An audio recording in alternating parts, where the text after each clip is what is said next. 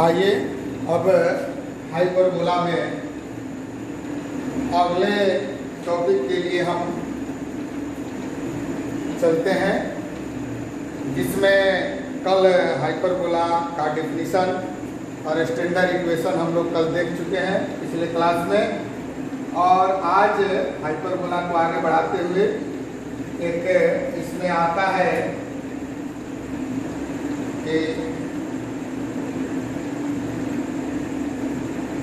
so that a hyperbola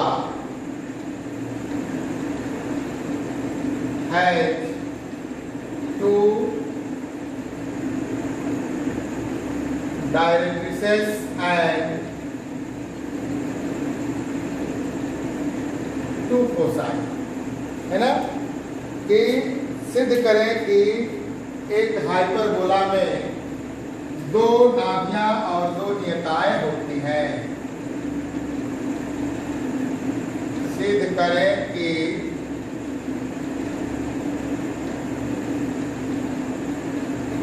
अति परवलय की दो नाभियां और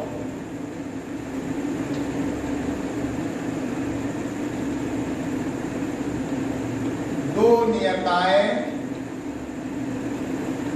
होती हैं।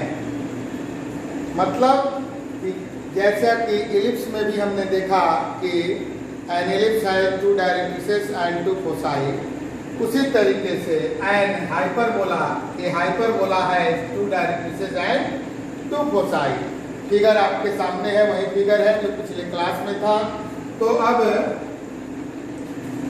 इसके सॉल्यूशन में हम लिखते हैं, देखिए कि क्या अगला स्टेप हमारा होगा। एस सी है ना। देखिए एस वहां नाभि था, सी यहाँ पर ये ओरिजिन है, तो उसको आगे बढ़ाते हैं, है ना।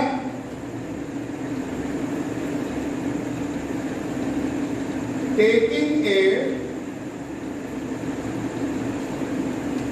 point, taking a point S dash on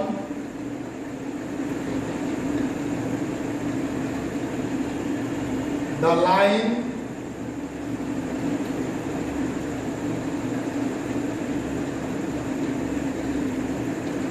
proceeding SC, है ना। SC को बढ़ाने वाली रेखा पर एक पॉइंट S डैश लिया, है ना। सच दैट, इस प्रकार लिया कि इस प्रकार हम लोग ले लेते हैं कि SC equal to CS dash, SC equal to CS dash और SC equal to CS dash है। तो पिछले क्लास में CS इक्वल टू हमारा क्या आया था, AE आया। पिछले क्लास में हमारा CS AE आया था, ठीक है। And also take a point Z dash.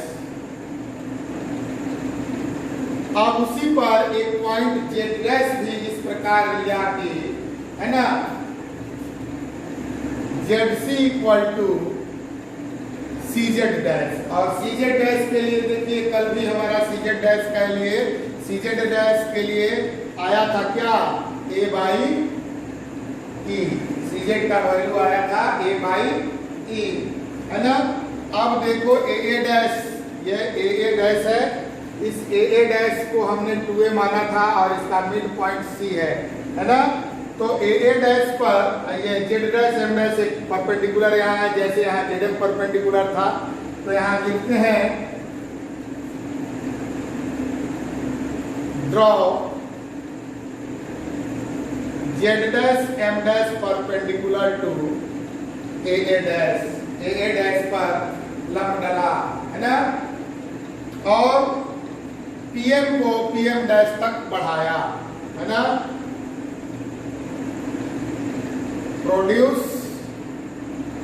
PM to PM dash. देखिए यहाँ AA डैश पर Z डैश M डैश लंब डाला और ये PM जो है इसको यहाँ तक बढ़ा दिए, इस PM को यहाँ तक बढ़ा दिए, यानी कि P से इस फिक्स लाइन की दूरी और P से इस S या इस S डैश की जो दूरी है उसका जो रेशियो होगा वह रेशियो कांस्टेंट होगा, वहीं इसेंट्रिसिटी होता है और वह 1 से बड़ा होगा, ग्रेटर देन 1 होगा, है ना।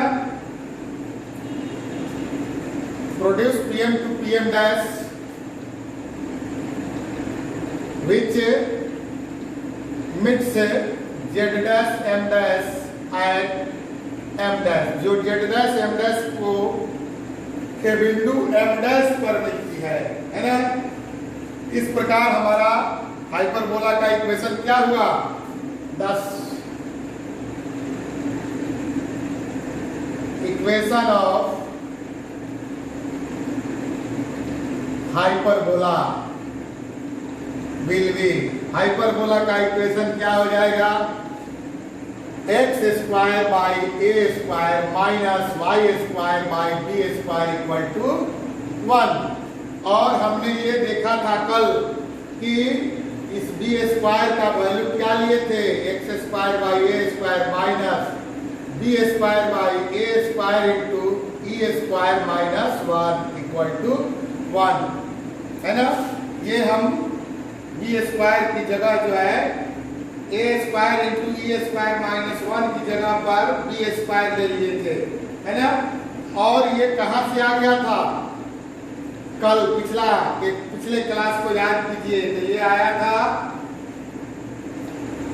X square plus 2aEx plus a square e square plus y square equal to, ये आया था e square x square plus 2aEx plus a square से आया था, है ना।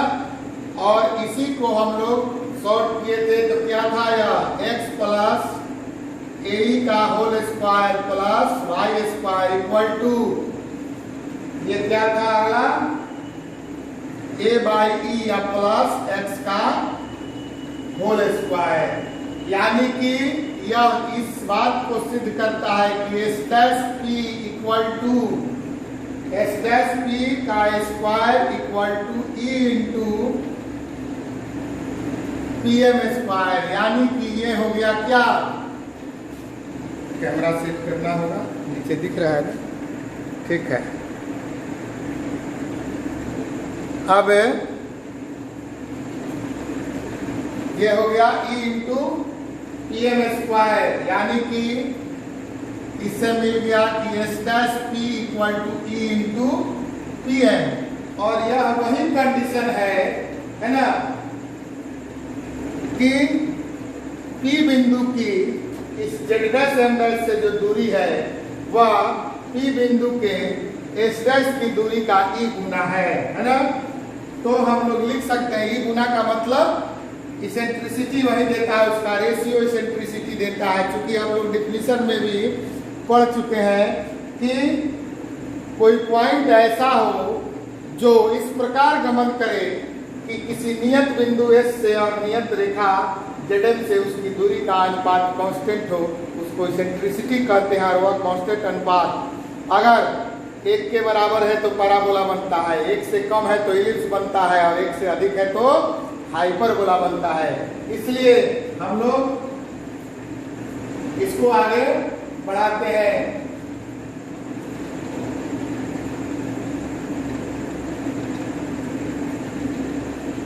Thus, we see that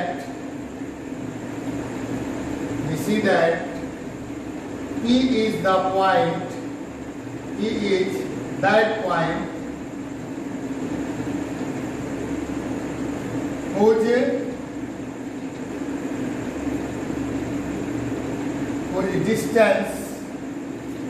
distance from S dash is E times the distance of E times the distance from Z dash M dash, Z dash M dash की दूरी का E गुना है ना। तो अगर हम इसी में S डैश को नाभि और Z डैश M डैश को नियता मान लें तो हमारा पर्पस सॉल्व हो जाएगा।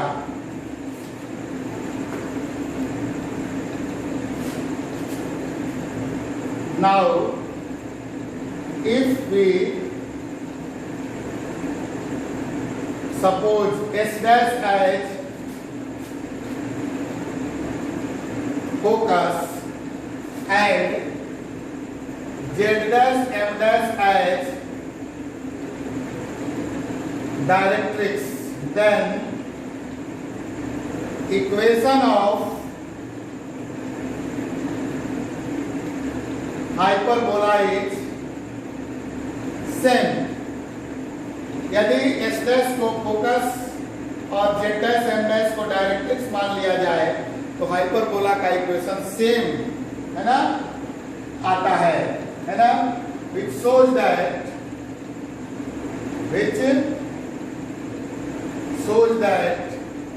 a hyperbola has two directrices and two foci। यह सिद्ध करता है कि किसी हाइपरबोला में दो नाभियां और दो नियताएं होती हैं। अब आप देख रहे हैं आपके सामने हमने इलिप्स में भी यही चीज सेम आपको दिया था कि किसी इलिप्स की दो नाभियां और दो नियताएं होती है, और इसमें भी हमारा हो गया कि किसी हाइपरबोला की भी दो नाभियां और दो नियताएं होती है।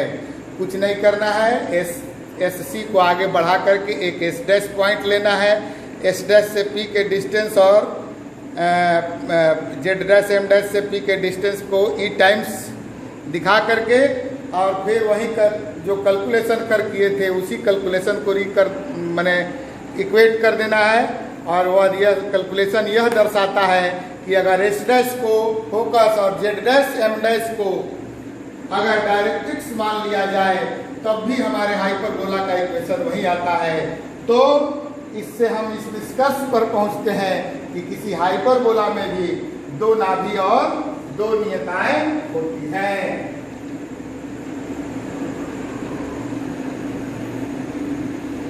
ठीक है,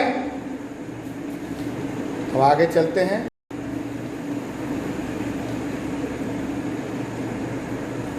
अब इसमें कुछ छोटे छोटे टिप्स रिमार्क्स जो ऑब्जेक्टिव के लिए और क्वेश्चन बनाने में हमको मदद करते हैं, उन टिप्स को देखें। AA dash is called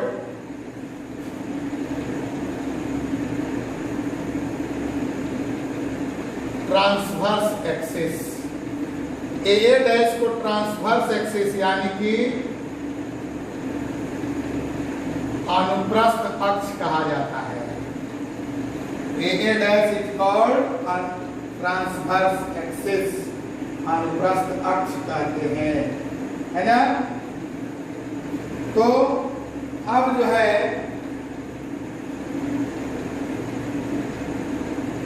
अनुप्रस्थ अक्ष की लंबाई कितनी होती है, 2a के बराबर होती है। देखा था आपने कि हमने AA dash equal to 2a लिया था, है ना। तो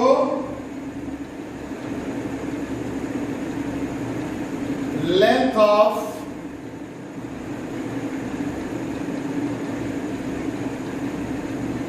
transverse axis equal to 2a, मतलब AA dash equal to 2a हमने लिया था, है ना। AA dash equal to 2a। अब इसमें हम लोग ये देखते हैं कि BB डैश है ना। तो तो बीबी डैश को जब हम लेते हैं तो ये क्या है, इसको कहते हैं हम लोग कंजुगेट एक्सिस।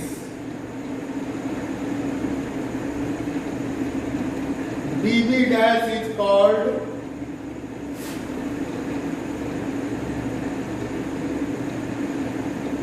कंजुगेट एक्सिस, संयुग्मी अक्ष। और यही इलिप्स में माइनर एक्सिस था बीबी डैश और ए डैश मेजर एक्सिस था।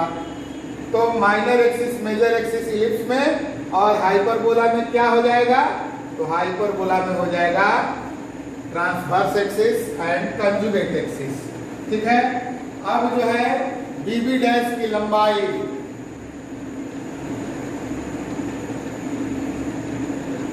Length of conjugate axis, length of conjugate axis equal to 2b, that is bb dash equal to 2b हम लोग लेते हैं, है ना। अब जो है उसके नाभिलंब की लंबाई, अब नाभिलंब की लंबाई LS L डैश। अब नाभिलंब से गुजरता हुआ कोई लाइन हमको लेना पड़ेगा, तब आप इसको समझ पाएंगे। वैसे इलिप्स में भी वो काम किया गया है ना।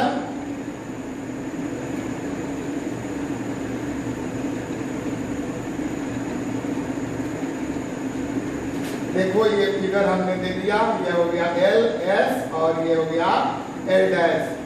नाभिलंब सीमा यानी कि लेटस रेक्टम। लेटस रेक्टम क्या है कि वह कॉर्ड जो हाइपरबोला के फोकस से गुजरे और उसके एक्सिस पर परपेंडिकुलर है। वो तो एक्सिस क्या है, CX जो है एक्स, उसका एक्स अक्ष है, तो उससे परपेंडिकुलर भी है और फोकस से भी गुजरता है ना। तो हम लोग यहाँ पर लिख सकते हैं कि 5 में length of latus rectum LS L dash, length of latus rectum 2SL equal to 2b square by a, 2b square by a, है ना। अब LS L dash है तो L एक अलग पॉइंट है, L डैश एक अलग पॉइंट है। Coordinate of L,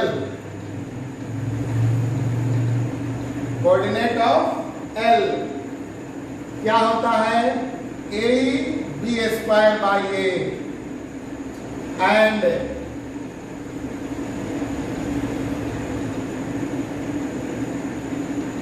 coordinate of L dash, और L डैश नीचे आ रहा है तो ये क्या हो जाएगा, A ही तो रहेगा, है ना। क्योंकि x पॉजिटिव में है और ये निगेटिव में जाएगा तो माइनस बी स्क्वायर बाई ए, है ना।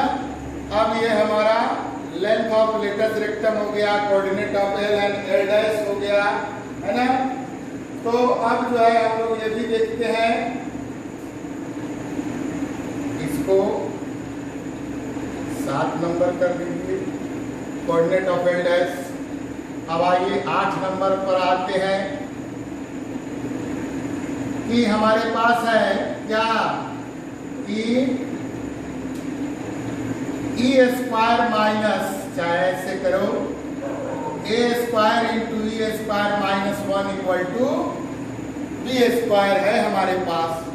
तो इसी को कल हमने आगे बढ़ाया था तो आपको मिला था कि e square minus 1 equal to b square by a square.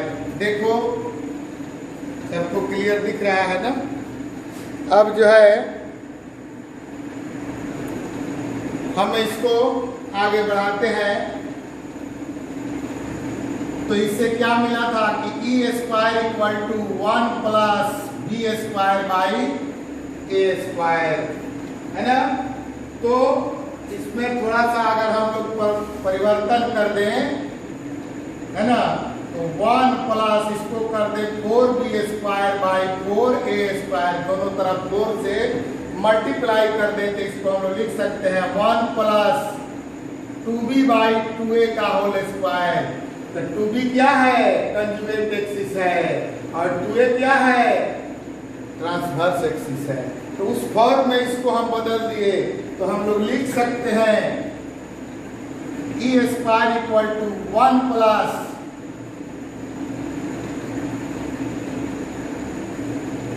Transverse conjugate axis, 1 plus conjugate axis by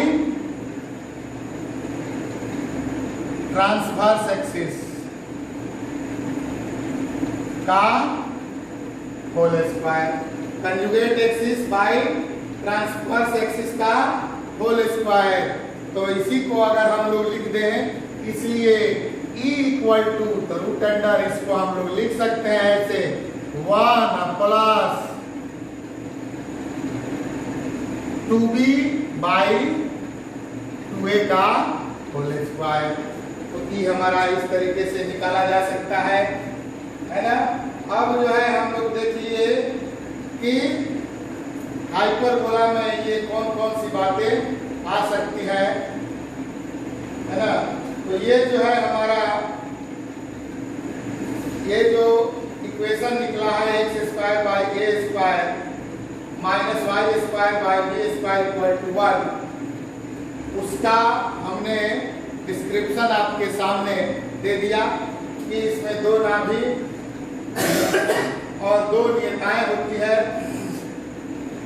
और इसको कौन ट्रांसवर्स एक्सिस का क्या लेंथ हो गया, कंजुगेट एक्सिस का क्या लेंथ हो गया, हमारा लेटरस रेक्टम का क्या लेंथ है, लेटरस रेक्टम के जो 2 पॉइंट हुए L और L उनका क्या कोऑर्डिनेट होगा। इस तरीके से हम लोग आगे बढ़ते हैं, है ना। अब